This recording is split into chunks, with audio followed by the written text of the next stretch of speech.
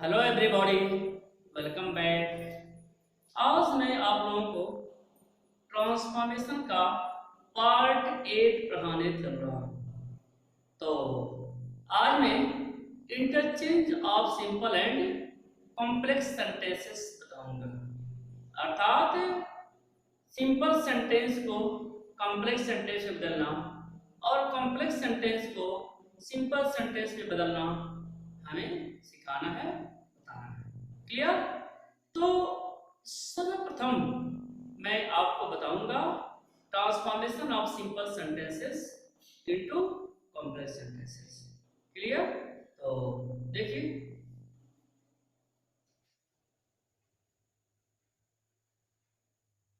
Transformation of simple sentences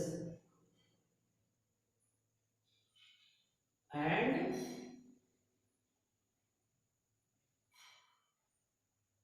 complex sentences।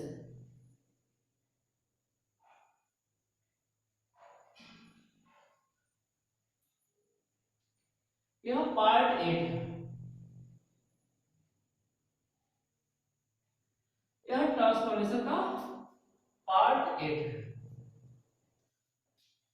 इसमें हमको जो है transformation of simple sentences into complex sentence बताना है।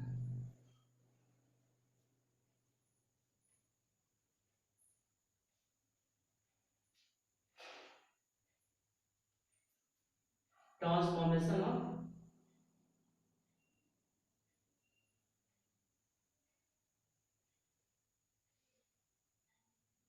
Transformation of simple sentences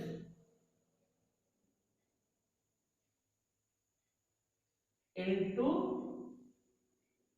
complex sentences.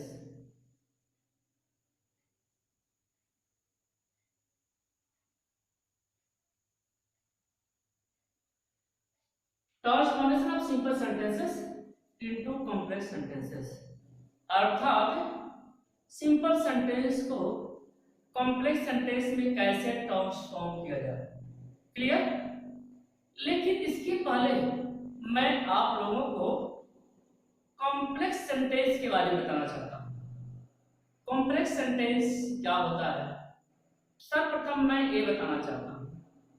Complex sentence ऐसा सेंटेंस होता है जिसमें एक प्रिंसिपल क्लॉज और एक सबऑर्डिनेट क्लॉज का प्रयोग होता है। और जो सबऑर्डिनेट क्लॉज होता है वह सबऑर्डिनेटिंग कंजंक्शन से आरंभ होता है। Subordinating conjunction means what, where, why, when, how, who, which, मतलब डब्ल्यू एच फैमिली से जितने भी वर्ड्स हैं इनके साथ साथ जो है सो दैट है, फिर टिल है, अनटिल है, दो है, आल्सो है, ये सभी के सभी सबऑर्डिनेटिंग कंजंक्शन है। क्लियर? तो जो सबऑर्डिनेट क्लॉज होता है वह तीन प्रकार का होता है। सबऑर्डिनेट क्लॉज तीन प्रकार का होता है, जिसमें पहला है noun clause. Noun clause noun clause मतलब वो क्लॉज होता है जो किसी वाक्य में नाउन का कार्य करता है।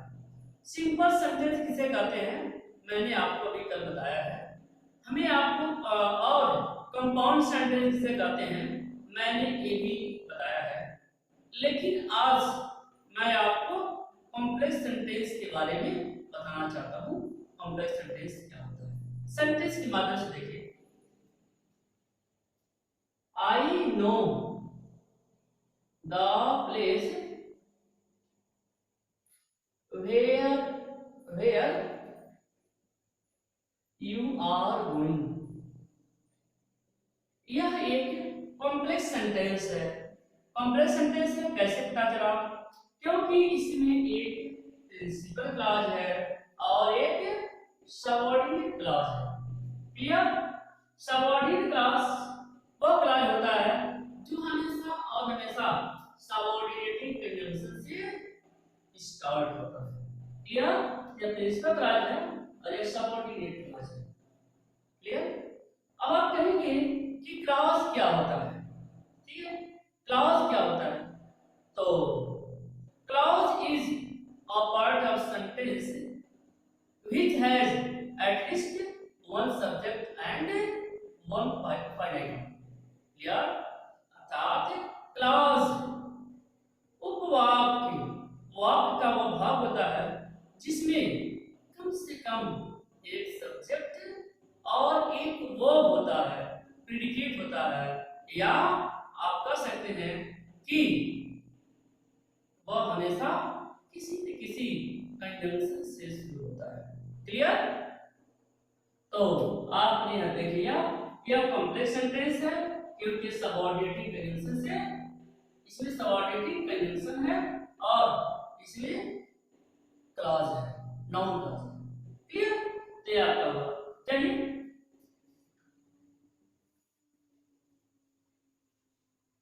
हाँ, तो जो क्लॉज है जैसा कि हमने आपको बताया, क्लॉज तीन प्रकार का होता है, नाउन क्लॉज, एडजेक्टिव क्लॉज और एडवर्ब क्लॉज। नाउन क्लॉज वह क्लॉज होता है जो किसी वाक्य में नाउन का कार्य करता है। क्लियर? और जो नाउन क्लॉज होता है वह हमेशा और हमेशा who, which, where, why, what, when, that आदि से प्रारंभ होता है। क्लियर? तो नाउन क्लॉज का प्रयोग होता है।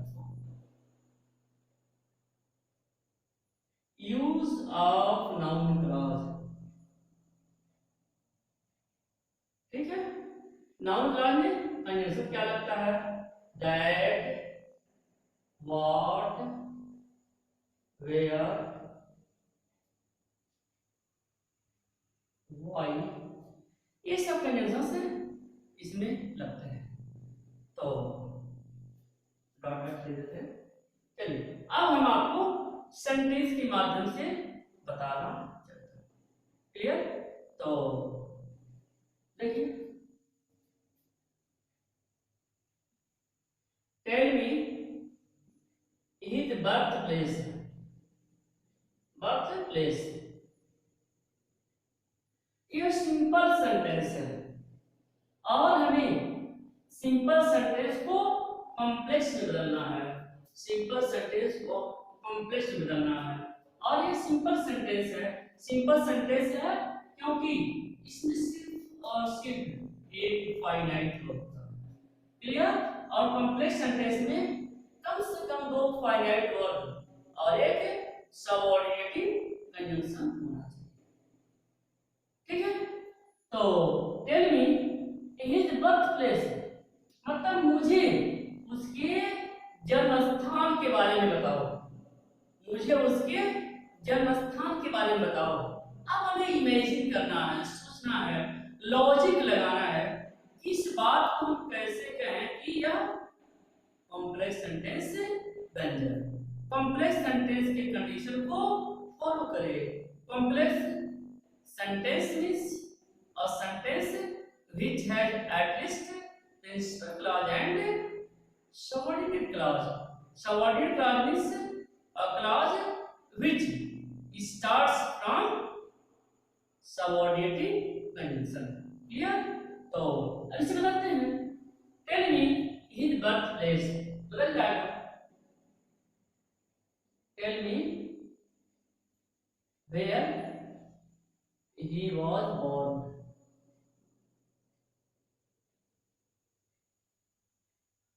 देखिए, टेल मी उतर गया था, और जो कोई वर्ड होता है या जो कोई फ्रेज होता है, उस वर्ड को, फ्रेज को हम क्या करते हैं? एक क्लॉज बना देते हैं। हिज बर्थ प्लेस मतलब वेयर ही वाज बोर्न, जहां पैदा हुआ। अर्थात यह कॉम्प्लेक्स सेंटेंस बन गया क्योंकि इसमें दो वर्ड हैं, इसमें एक कंजंक्शन लगा हुआ है। क्लियर? तो इस तरह से है यह बन गया। नेक्स्ट एग्जांपल आपको बता रहे हैं, he informed me of his illness. देखिए,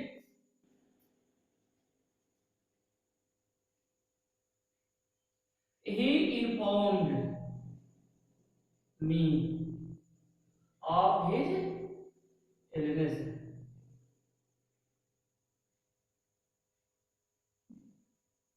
देखिए, हमने बताया कि ये क्लॉज है ऑलरेडी, उसे उतार देंगे, उसे रहने देंगे, और जो कोई फ्रेज है या कोई नाउन है, कोई वर्ड है, हम उसको जो है क्लॉज में बदल देंगे, यानी सबऑर्डिनेट क्लॉज बना देंगे या नाउन क्लॉज बना देंगे। क्लियर? तो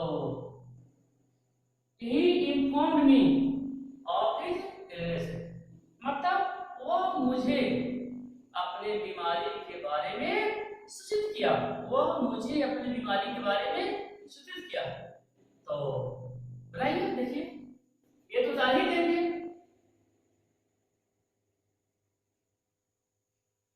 He informed me that he was ill. He informed me that he was ill.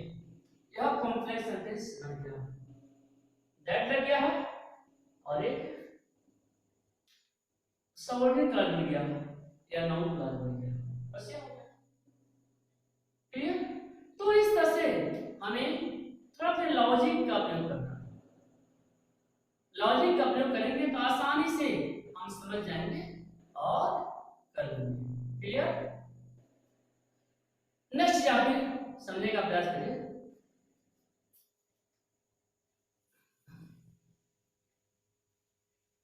जैसे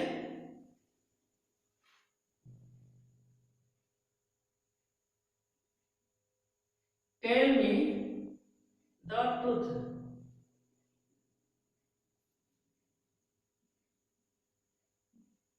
टेल मी बदल जाएगा व्हाट द ट्रूथ इज, बनेगा आपका टेल मी द ट्रूथ, मुझे सच्चाई बताओ, टेल मी मुझे बताओ व्हाट द ट्रूथ इज, जो सच्चाई है, मुझे बताओ जो सच्चाई है, या मुझे बताओ सच्चाई क्या है। बस इस तरह से हम अपने लॉजिक का प्रयोग करके आराम से बना लेंगे, कोई दिक्कत नहीं होगी, कोई प्रॉब्लम नहीं होगी, बशर्ते आप भी जो है प्रैक्टिस में लगातार रहें। क्लियर? तो इसके बाद हम आपको बताने चल रहे हैं एडजेक्टिव क्लॉज। नाउन क्लॉज हो गया आपका, एडजेक्टिव क्लॉज बताने चल रहे हैं। देखिए,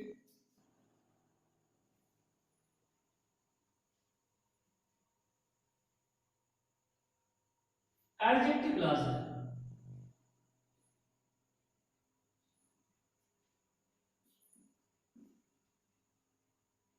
एडजेक्टिव क्लॉज, एडजेक्टिव क्लॉज वह क्लॉज होता है जो किसी कार्य में एडजेक्टिव का कार्य करता है। क्लियर? इसमें हो, होज, दैट आदि कंजंक्शन का हम प्रयोग करते हैं। एडजेक्टिव क्लॉज वह क्लॉज होता है जो किसी वाक्य में एडजेक्टिव का कार्य करता है। जो काम एडजेक्टिव का है वही काम एडजेक्टिव क्लॉज का है, अर्थात जो एडजेक्टिव क्लॉज के कंजंक्शन हैं, जिस किसी नाउन के लिए आते हैं, हमेशा और हमेशा उसी नाउन के पास में उसे रखना है, इस बात को ध्यान में रखना है। क्लियर? उसे वहीं पर रखना पड़ेगा जिसको वह मॉडिफाई कर रहा है। क्लियर? जैसे I have a golden ring, मेरे पास एक सोने की रिंग है। तो बनाइए, I have a ring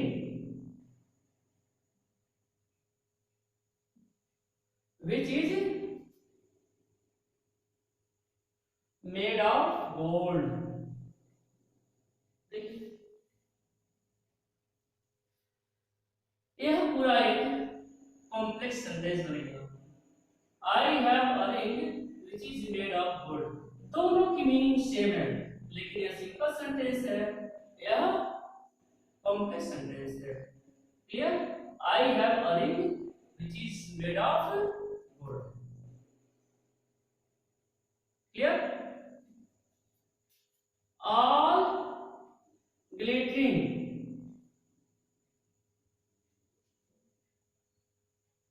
all glittering things are not gold। यह बड़ा ही मशहूर मुहावरा है। all glittering things are not gold, सभी चमकने वाली चीजें सोना नहीं होती। क्लियर? देखिए, all that glitters is not gold।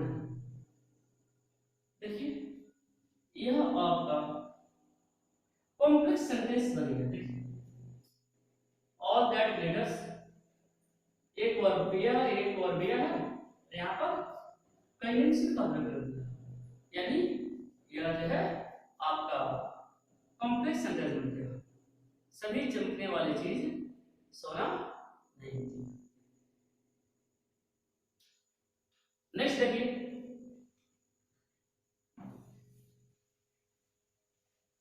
he told me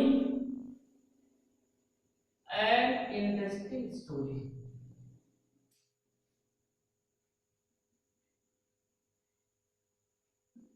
he told me an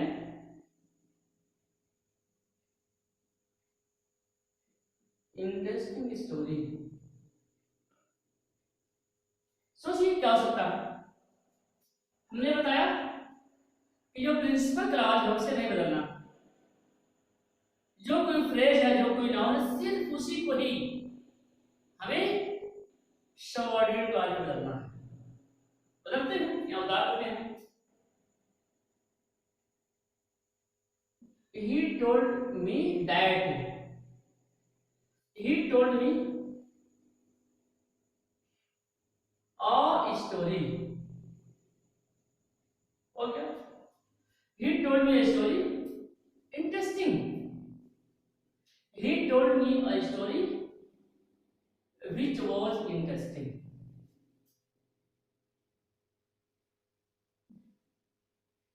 which was interesting। देखिए यह बन गया आपका he told me a story which was interesting।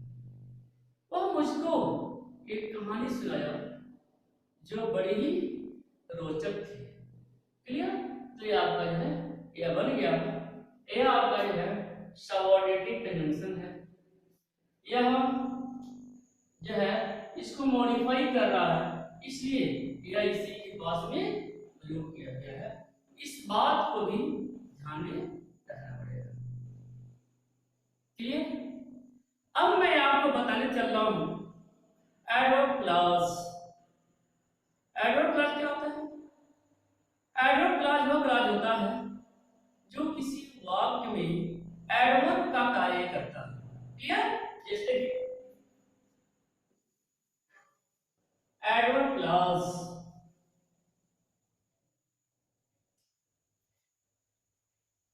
तीसरा नंबर है एडवर्ब क्लॉज।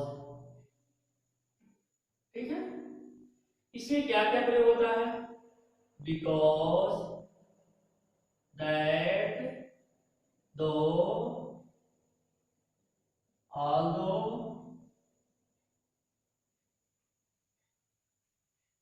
although, इसके बाद so that, so dot dot that,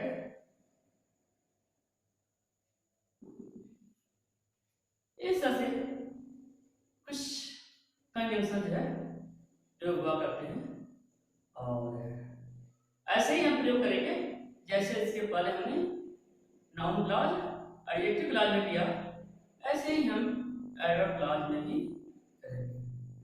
ठीक है, तो ये देखिए, जैसे कोई वाक्य लेते हैं, आई वॉज ग्लैड टू सी, देखिए I was glad to see him, इसको उतार देंगे,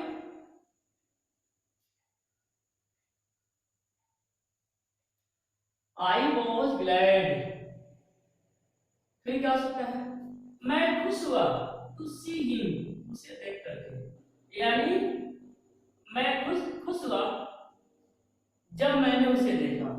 ऐसे बनाएंगे तो कॉम्प्लेक्स सेंटेंस बन जाएगा। तो I was glad when I saw him, ये बदल गया, I was glad when I saw him. Clear? Next देखते हैं,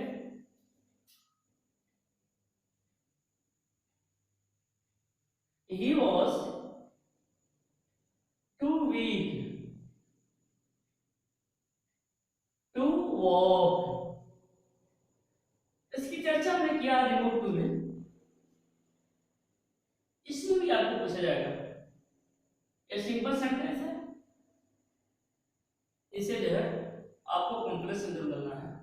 रिमूव टू करेंगे जब कॉम्प्लेक्स सेंटेंस में बन जाएगा, आपको दिक्कत नहीं। देखिए,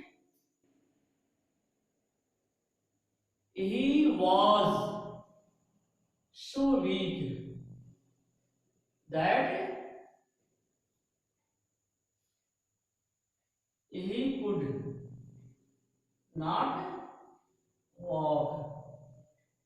देखिए, हमने आपको बताया हुआ है कि जब वॉक में too, T double O too का प्रयोग होता है तो हमेशा जो है वो नेगेटिव सेंस रखता है, इसलिए उसके बाद जब हम अगला क्लास बनाते हैं तो उसे नेगेटिव में कर देते हैं।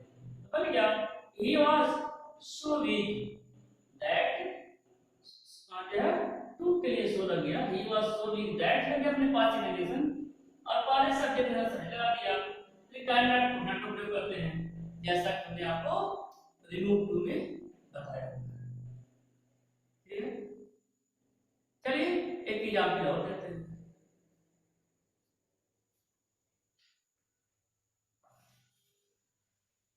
नेक्स्ट एग्जांपल, जैसे in spite of working hard,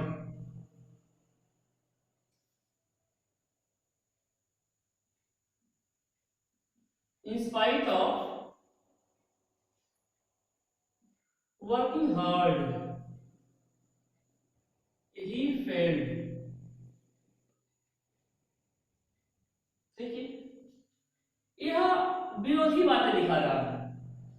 in spite of working hard he failed, कठिन परिश्रम करने के बावजूद भी वह फेल हो गया। अर्थात विरोधी भावों को दिखाने के लिए हम कॉम्प्लेक्स सेंटेंस में दो आल्दो का प्रयोग करते हैं।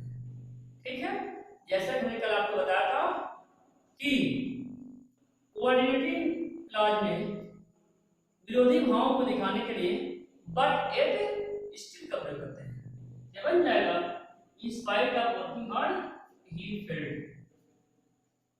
बताते हैं, दो यद्यपि he worked hard,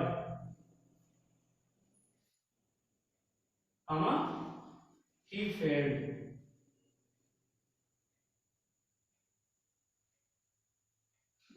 बन गया, यद्यपि वह कठोर परिश्रम किया तो भी फेल हो गया।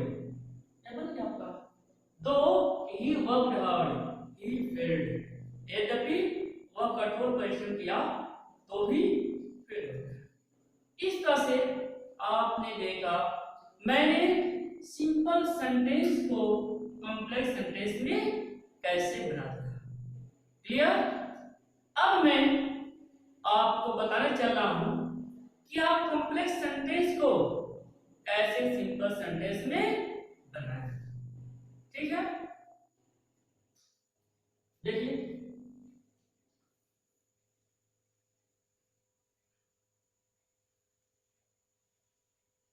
Transformation of complex sentences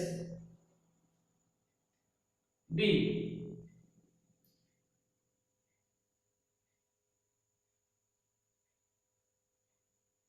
transformation of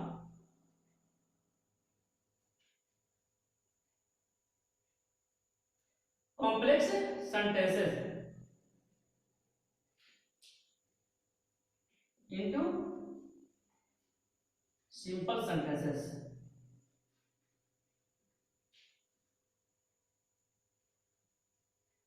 अर्थात कॉम्प्लेक्स सेंटेंस को सिंपल सेंटेंस में कैसे बदला जाए। क्लियर? तो कॉम्प्लेक्स सेंटेंस को सिंपल सेंटेंस में बदलने के लिए सिंपल से कॉम्प्लेक्स वाले नियम को हम ऑपोजिट कर देते हैं, हम उल्टा कर देते हैं। क्लियर? तो उसी रूल को उल्टा कर देते हैं और उसी का बन जाता है, इसमें कोई दिक्कत नहीं। जैसे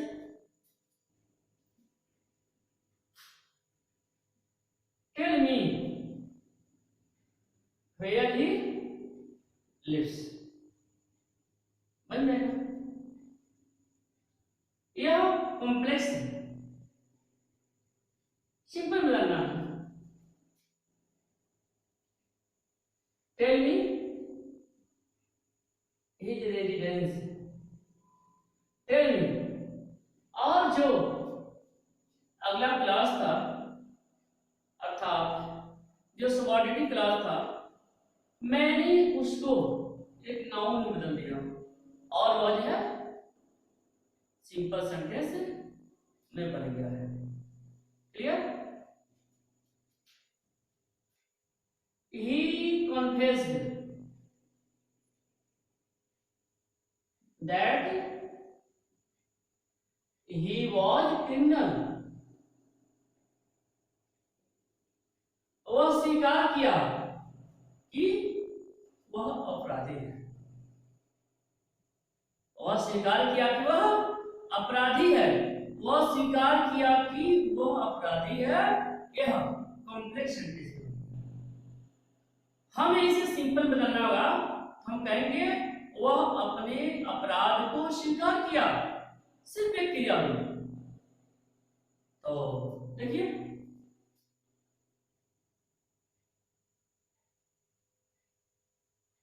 he confessed his crime, वो अपने क्राइम को, अपने अपराध को स्वीकार किया। क्लियर? चलिए नेक्स्ट सेंटेंस देखते हैं। Tell me what your name is, tell me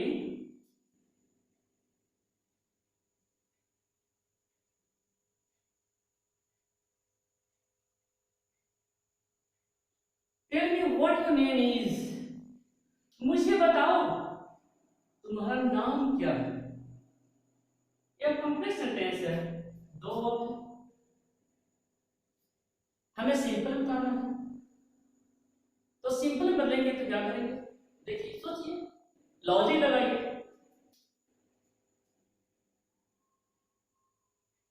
tell me your name माने क्या?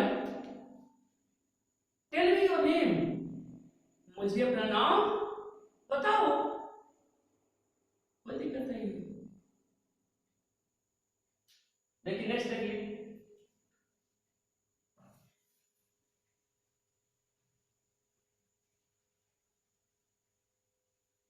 नेक्स्ट है ही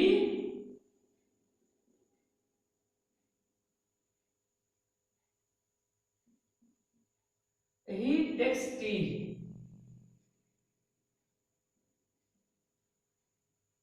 when the sun rises। देखिए, जब सूर्योदय होता है तब वह चाय पीता है। जब सूर्योदय होता है तब वह चाय पीता है। तो कैसे हम कहें इसे? इमेजिन करेंगे, लॉजिक लगाएंगे, विजडम का इस्तेमाल करेंगे। ठीक है, तो जब सूर्योदय होता है तब वो चाय पीता है। He takes tea at sunrise।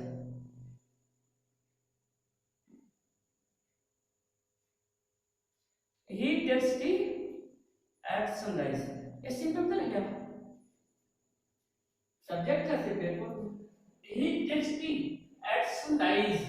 यहाँ सन और राइज अलग अलग शब्द है, दो शब्द हैं। ये सब्जेक्ट हो गया, वर्ब हो गया, और जब दोनों को हमने मिला दिया, सनराइज में से सूर्योदय एक नाउन बनेगा।